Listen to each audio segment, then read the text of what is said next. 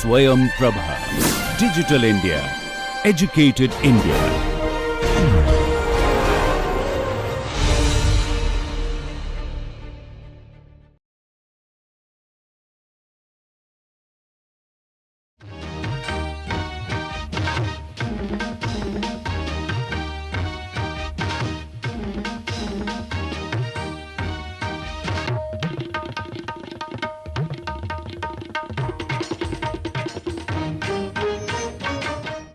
Welcome back.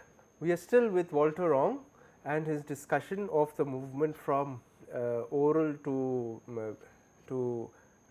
manuscript universe to print, and I would once again like to encourage you to go and actually read the essays which are there, because whatever I am discussing here, I am trying to explain here is on the basis of the specific texts which are there written by Wong, and of course, I bring other knowledge into it, but for your understanding it is always better that you actually go back and read those texts which have been suggested in the reading list.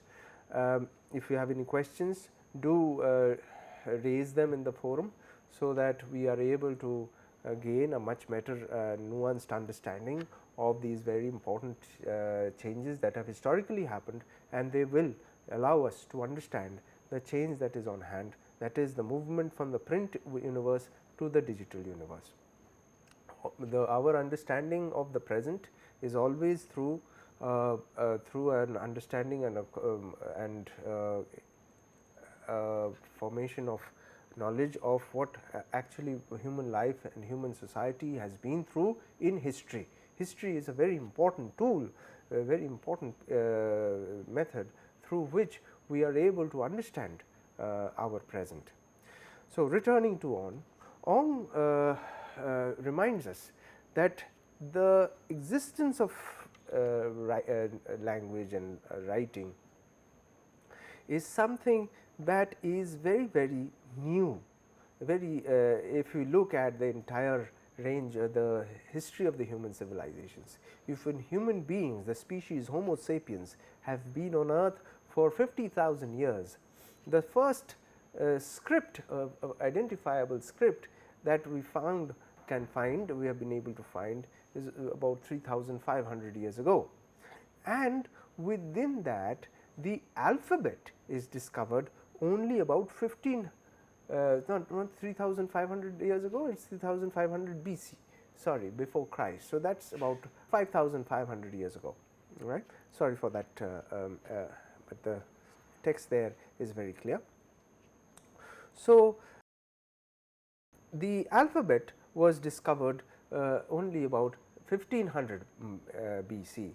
So, before that you had more pictographic forms of writing, kind of writing through symbols and cuneiforms and other forms of writing, whereas the alphabet brings in. Alphabet is a very important innovation through which specific forms of writing can be used to replicate wide variety of sounds, whereas earlier in the form of the pictographic writing, one would have to create a specific symbol to convey a certain idea. Let us say a tree would have a certain symbol, a sun would have a certain symbol, a house would have a certain symbol, and so therefore, literacy was a lot more difficult. So, if you look at the Chinese alphabet, for example, which is still to a pictographic to a large extent, there are many characters, which makes it far more difficult. It is only when the Chinese script gets reduced in the number of characters that are to be used, that it becomes a little bit more possible for more and more people to gain literacy. Otherwise, the process through which that language is acquired, it becomes so tedious that it is not possible for everyone, for a largest number of people, to actually gain literacy.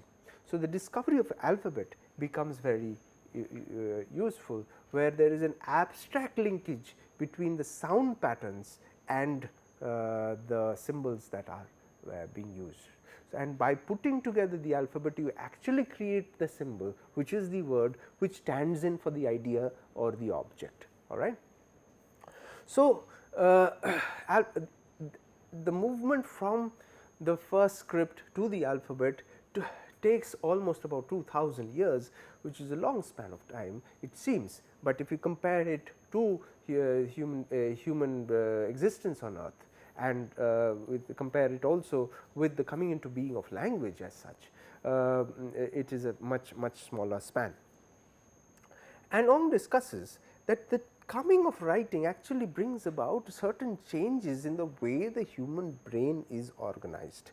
Earlier, the brain was strongly bicameral, whereas, so all of us know that there are two hemispheres within the brain, and there is a left hemisphere and the right hemisphere. The the right hemisphere was more attributed to gods, more to do with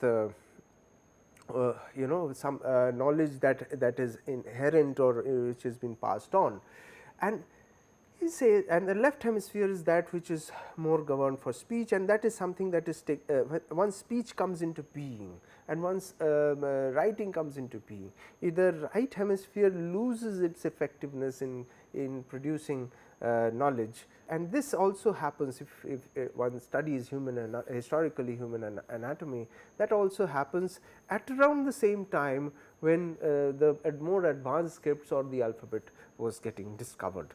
That was the time when the human brain undergoes a certain kind of change, and this is a similar kind of argument that we can see later on. We see there are certain changes to the human the way the human mind works in the era of the print, and certainly also in the era of the digital, but that more about that as we go along.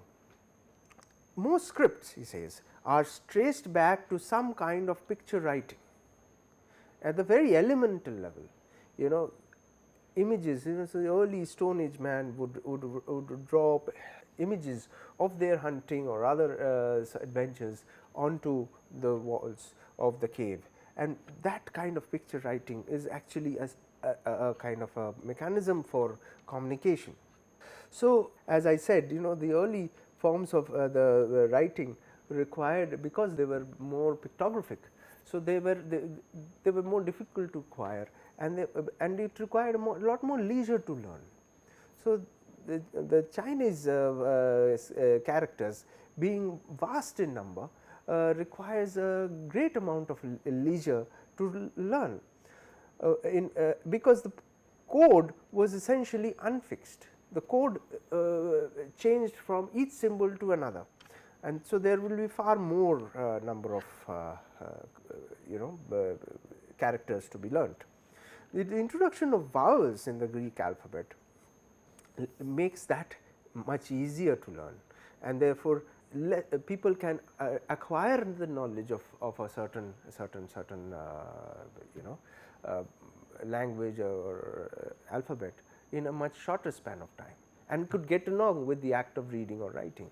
If it takes too long to acquire a knowledge, it becomes a kind of a barrier. All right. So, he says that the creation of vowels makes language acquisition much more democratic. There is a new level of visual coding of sound that is very important. That what we have moved on with this kind of writing of alphabet is different from pictography, whereas in pictography the picture of a tree reminds one of the tree.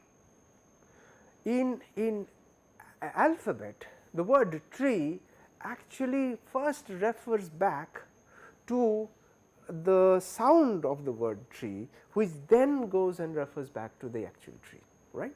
So, when we are reading the word tree on the written page, we articulate it, and even though we may not say it out loud, we are actually articulating the sound of that word in our minds, and that sound is then reminding us that what the brain is interpreting it as that object which is the tree. So, we are visualizing it is through a visual coding that the sound, which is the ultimate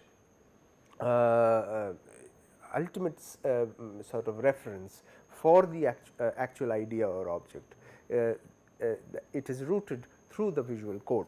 This is something that the visual code and the sound code, which is very important for us to understand. The way a pictography works is very different from the way alphabet actually operates. And what this does is that this, we have already seen that one thing that writing did was enabled the human mind to find some space to actually engage in activities which could be brought about because they are not using memory as much as would have been required in the oral form. In the oral universe, one would a large part of human mental exercises would would require the use of memory, right. Memory would occupy the human mind a whole lot more. It is, writing actually frees the human mind for other things, and we said the other point here that is made is that because you do not have to constantly, even in the early script, because there was pictography which required a lot more time to actually learn the characters, if that was once again removed by the coming of the alphabet, the mind gets freed for other kind of activity. Time is freed a whole lot more, and he says that actually gives rise to analytical thought. The mind now is much more occupied with analyzing various kinds of ideas than in either learning language or in learning scripts or in remembering texts. So, and that has fostered the left hemisphere activity a whole lot more. So, the right hemisphere has reduced in importance as far as human communication is concerned. Human communication has become more of a left hemisphere activity than, let us say, 5,000 years ago, and that is a physical change that has happened. But one point that we had made in the encountered in the previous class also is that writing makes analytical thought possible because of two reasons. One is today it is possible to compare and contrast various thoughts through texts, right. You do not have to actually be in the presence of different scholars in order to dispute it, because in the oral universe disputation was primarily ruled through rhetoric and not through arguments, not through analysis. Today we can look at various written documents and compare and contrast them to presentation of facts in the form of charts and lists is something that has been made possible through writing. All right. So, another important point that is to be made is that the Greek alphabet, once it comes into being, it is not restricted to a certain language. The alphabet could now process foreign languages also. All right. So, it makes a whole lot more available to the reader, to the scholar.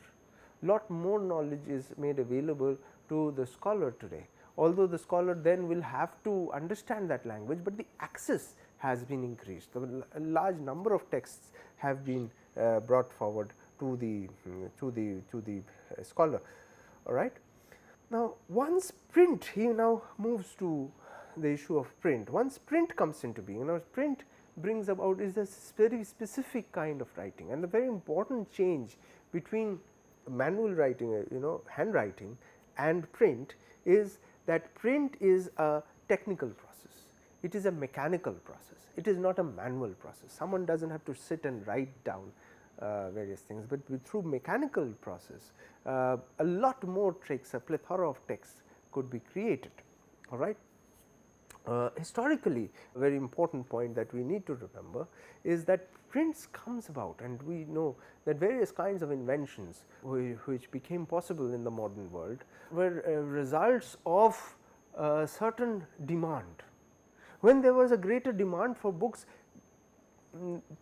people from across Europe were looking for ways in which to produce, to hasten, to quicken the process of reproducing books.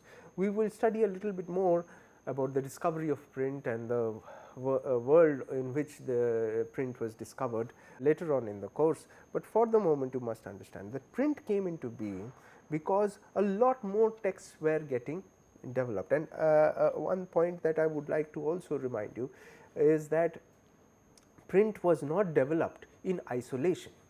Print was getting developed even while many other changes were coming about in society, many other forms of machines were getting developed. So, within that larger universe, print also gets developed, but on the other hand it is also true that print actually makes the creation of other machines possible, because print actually makes scientific inquiry a lot more possible, because it is, because we understand, and that process begins with writing, because without analysis there cannot be rational thought, there cannot be science, because it is writing that makes analysis gainful, easier, right. So, because it is only when you contrast your thoughts with different kinds of ideas that new knowledge can be created. If we are we exist within the same school of thought, we usually do not tend to create newer ideas. We tend to keep on circulating within the same school of ideas, and new ideas are not created. All right. So, one of the things that Ong relates the rise of print to is the Protestant Reformation. For those of you who would understand, is that the Protestant Reformation is the questioning of the authority of the Roman Catholic Church, the Church from Rome, the authority of the Pope. It led to a movement within Europe, and it was linked to the rise of alternative kind of powers, power centers within Europe, which ultimately devolved into the various nation states within Europe. And these changes were brought about. One of the ways in which these changes were articulated was in the form of a challenge to the ecclesiastical authority, the way religion was practiced, and through the questioning the authority of the Roman Catholic Church, and that was through the Protestant Reformation. So, what print brought about, print actually makes this possible, because when print brings about the increase in the number of texts. Remember, I had told you that in the manuscript universe there would be very few numbers of manuscripts of a certain text, and they would primarily be locked up in certain ecclesiastical institutions, in churches with the clergy, and only few people would have access to it, whereas print brings in a lot more. There is a greater print run of several hundred, or maybe a few thousand, more than that, of a certain text would be printed, and they would be carried on horseback or on carts, and across and through boats across in distances, and they would be sold with various booksellers across Europe. So, you had that kind of availability of texts made literacy more gainful. More people wanted to be literate, because today they had text to read, and text became a way in which they could move on with life, they could create themselves, they could define their own futures, right. So, literacy became a very, very important objective. Till now, because texts were not available, they didn't, nobody, a large number of people did not feel the need to be literate, and it worked vice versa. So, there were no processes through which large number of people could gain literacy. Mind you, when I am talking about this, I am still talking about largely the elite, but the boundary of the elite has just grown a little bit. Earlier, it would have been only ecclesiastical authorities and probably some aristocrats, the royal family and all. But now you would have the rich capitalists also going after literacy, people of the middle class, the newly developing middle classes also or the trading classes also trying to get literacy. We still not in this early phase, the 16th to 17th century Europe, we are not yet talking about a universal literacy where every member of the society gets literate. No, we are still not talking about that, but it certainly becomes much more democratic than the earlier oral universe.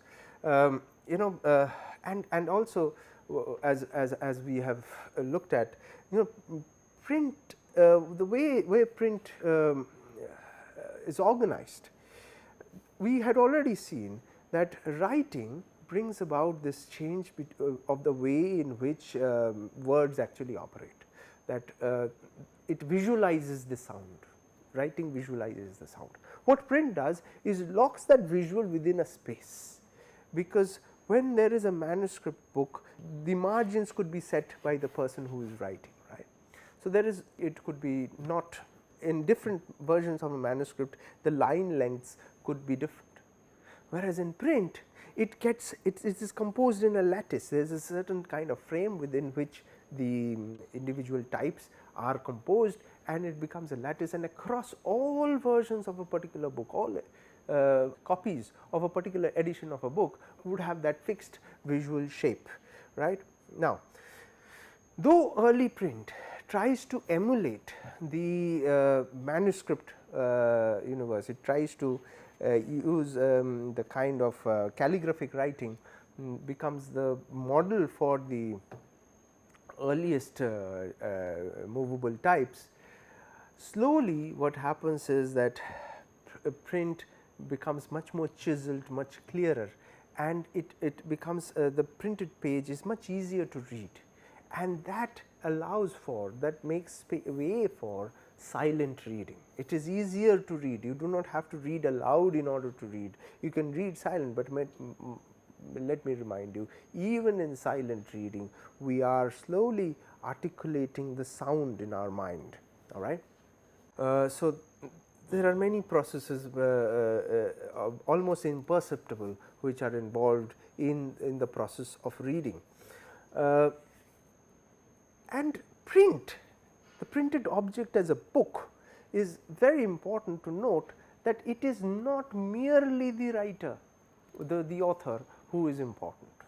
Now, when we look at the oral universe, we saw how knowledge is embodied in the person of the speaker and has to emanate from the person of the speaker, right. So, the knowledge emanates from the person of the speaker. However, we already saw in the manuscript universe where with the creation of craft literacy, where some person may be a poet, but does not know how to write, requires a scribe in order who is going to write it down for him or her. But in a print, certainly it involves a whole lot number of people, the person who is going to create the parchment, the person who is going to prepare the parchment, the person who has prepared the ink, the ink maker, usually the person who has created the typesetter, and the person who is operating the printing machine, then the binder, then the illustrator and the bookseller. So, many people are involved in the process of the creation of the book besides that of the author. This is also a very important aspect of printmaking. The title page becomes very important, because book becomes an article that is to be sold in the marketplace. So, therefore, there is a certain label. The title page of the book becomes the kind of the packaging of the book in order to attract the buyer, or to identify the object which is to be purchased, right. In an oral universe, there is no such concept of a title, all right. Okay.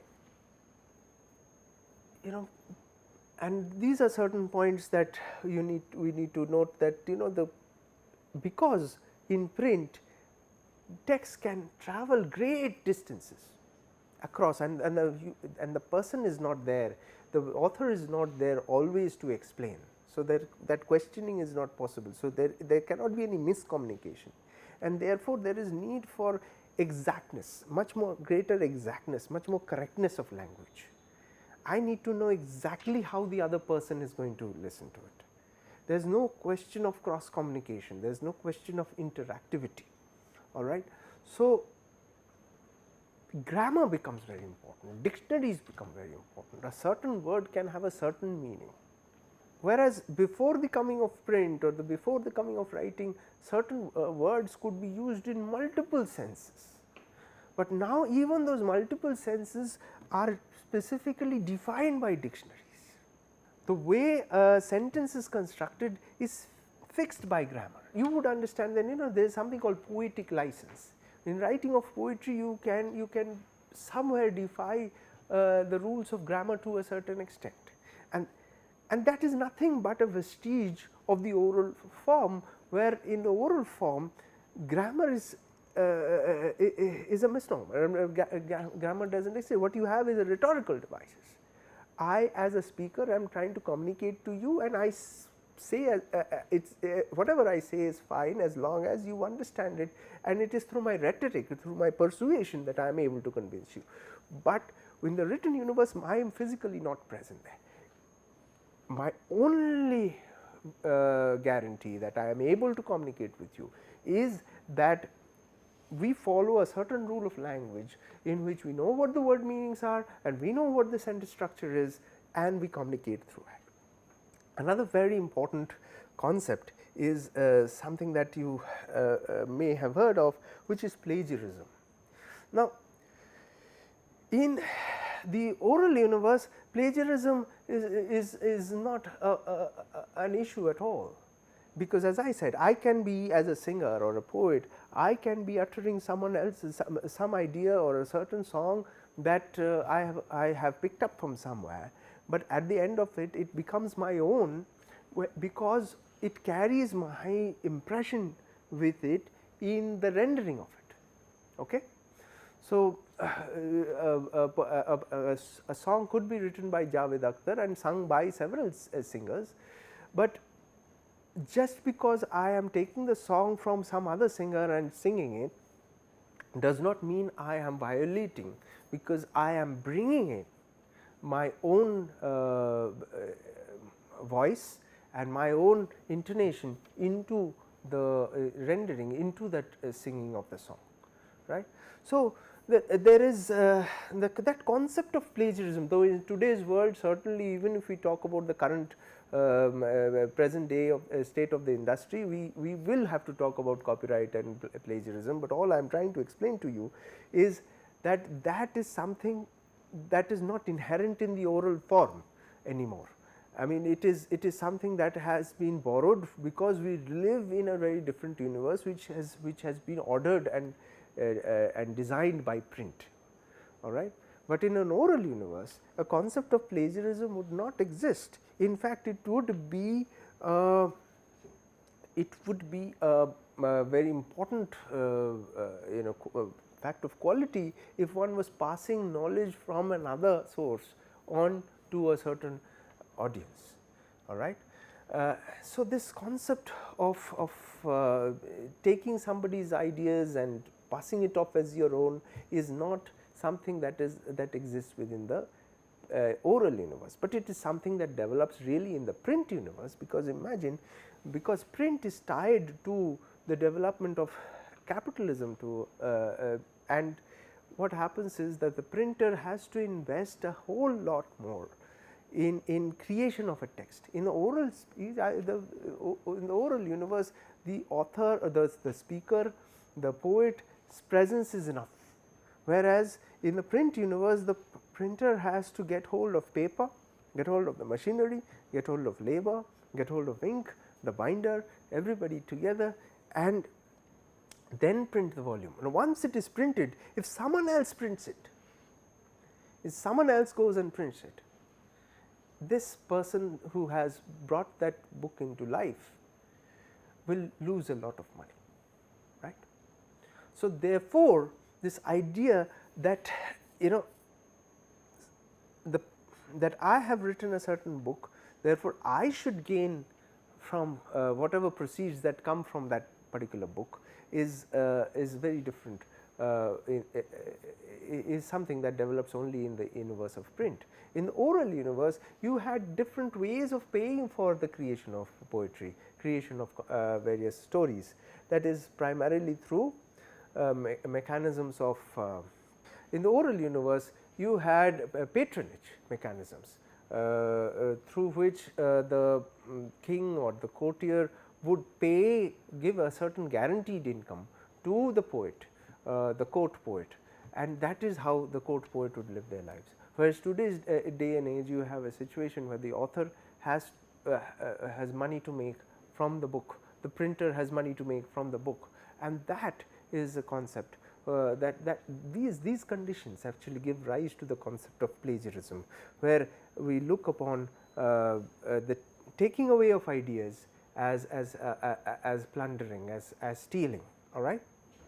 So, the notion of originality is something that develops only with the coming of print. We will talk about these issues of intellectual property a whole lot more, and so print brings about a great degree of change in the way print and writing brings about a great degree of change in the way knowledge is conceived and knowledge is communicated. And it is very important to know this change, because we live in a largely print universe, we somehow take these ideas to be given as unquestioned, but these are contextual, and therefore, in order to understand that, we need to understand how writing and print actually changes the notion of communication and access to communication, relationship with communication since the era of the oral. Thank you.